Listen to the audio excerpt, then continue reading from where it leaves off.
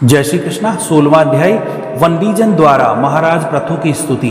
ओम नमो भगवते वासुदेवाय। श्री मैत्रेय जी कहते हैं, महाराज पृथु ने जब इस प्रकार कहा तब उनके वचनामृत का आस्वादन करके सूत आदि गायक लोग बड़ी प्रसन्न हुए। फिर वह मुनियों की प्रेरणा से उनके इस प्रकार स्तुति करने लगे।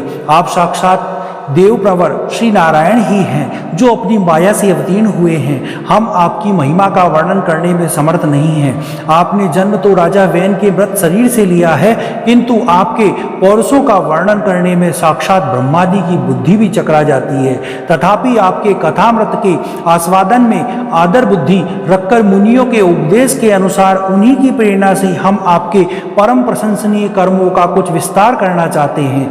आप साक्षात श्री हरि के कलावतार हैं और आपकी कीर्ति बड़ी उदार है। ये धर्मधारियों में श्रेष्ठ महाराज पृथु लोक को धर्म में प्रवृत्त करके धर्म मर्यादा की रक्षा करेंगे तथा उसके विरोधियों को दंड देंगे।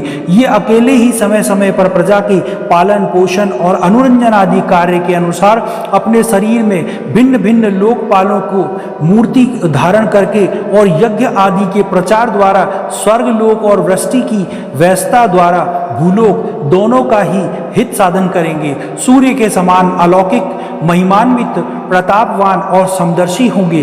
जिस प्रकार सूर्य देवता 8 महीने तपते रहकर जल सींचते हैं और वर्षा ऋतु में उसे उड़ेल देते हैं, उसी प्रकार ये कर आदि के द्वारा सभी धन संचय करेंगे और कभी उसका प्रजा के हित के लिए ही व्यय कर डालेंगे। ये बड़े दयालु होंगे। यदि कभी कोई दीन पुरुष इनके मस्तक पर पैर रख भी देगा तो भी ये पृथ्वी के समान उसके इस अनुचित व्यवहार को सदा सहन करेंगे। कभी वर्षा न होगी तथा प्रजा के प्राण संकट में पड़ जाएंगे, तब तो ये राजवेशधारी श्रीहरि इंद्र की भांति जल बरसाकर अनायास ही उसकी रक्षा कर लेंगे। ये अपने अमृतमय मुखचंद्र की मनोहर मुस्कान और प्रेम भरी चितवन से संपूर्ण लोगों को आनंद मग्न कर देंगे।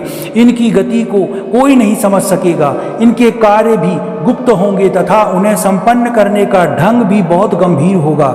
इनका धन सदा सुरक्षित रहेगा।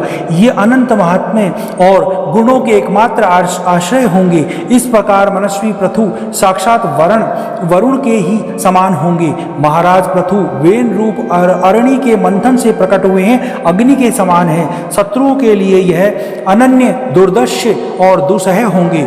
ये उनके समीप रहने पर भी सेनादि से सुरक्षित रहने के कारण बहुत दूर रहने वाले से होंगे। शत्रु कभी इन्हें हरा न सकेंगे। जिस प्रकार प्राणियों के भीतर रहने वाला प्राण रूप सूत्रात्मा शरीर के भीतर बाहर से समस्त व्यापारों को देखने रहने पर भी उदासीन रहता है, उसी प्रकार ये गुप्तचरों के द्वारा प्राणियों के गुप्त और प्रकट सभी प्रकार के व्यापार देखते हुए भी अपनी निंदा और स्तुति आदि के प्रति उदासीनवत रहेंगे।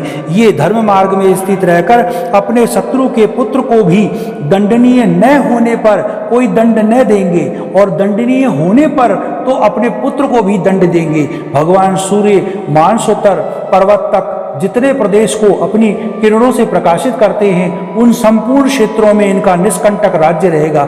ये अपने कार्यों में सब लोगों को सुख पहुंचाएंगे, उनका सुख रंजन करेंगे और इससे उन मनोरंजनात्मक व्यापारों के कारण प्रजा इन्हें राजा कहेगी। ये बड़े दृढ़ संकल्प, सत्य प्रतिज्ञ, ब्राह्मण भक्त, वृद्धों की सेवा करने वाले, शरणागत वत्सल, सभी प्राणियों का मान देने वाले, दीनों पर दया रखने वाले, यह परम पर स्त्री के माता के समान भक्ति रखेंगे। पत्नी को अपने आधे अंग के समान मानेंगे, प्रजा पर पिता के समान प्रेम रखेंगे तथा ब्रह्मवादियों के सेवक होंगे।